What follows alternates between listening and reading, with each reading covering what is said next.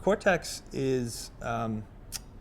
uh, is special because what they're doing takes decades, um, and they have the staying power, and that can only be done through a very sophisticated and complex series of partnerships that really do last a generation.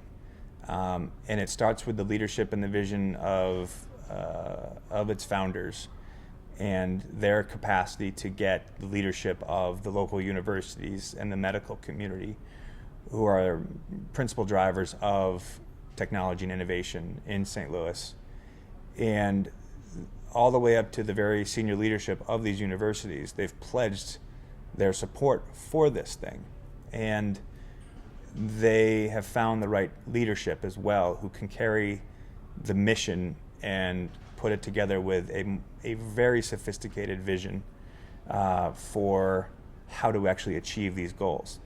This takes hundreds of millions of dollars in commitment. It takes a expert knowledge of everything from master planning and real estate to navigating the political landscape to the nuances of how universities make decisions, to connecting with the local organizations and local leadership and the startup community.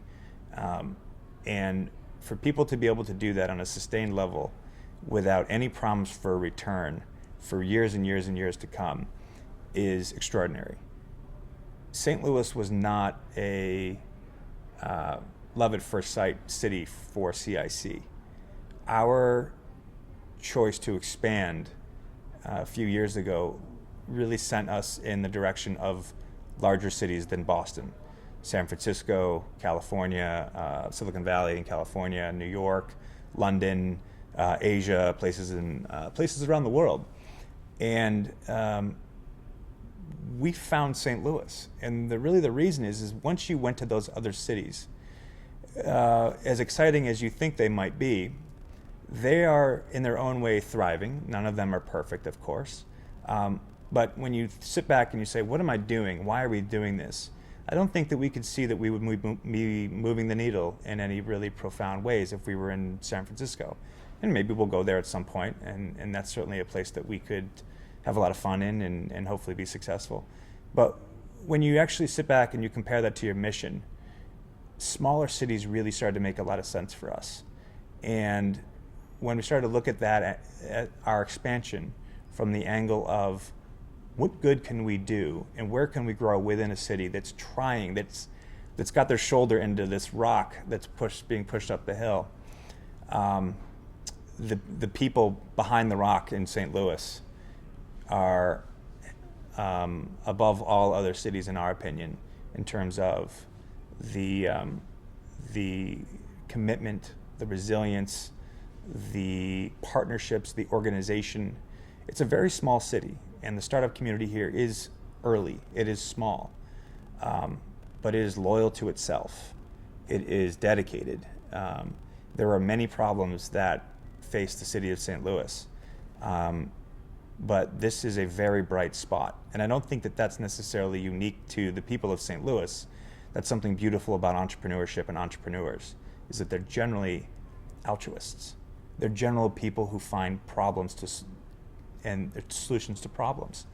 And so I'm excited to see what this thing in Cortex can do for the city, because as more and more people realize what it's doing, I think it will only do things like increase the hope that drives so many people in this city, that St. Louis can once again become recognized as one of the great American cities.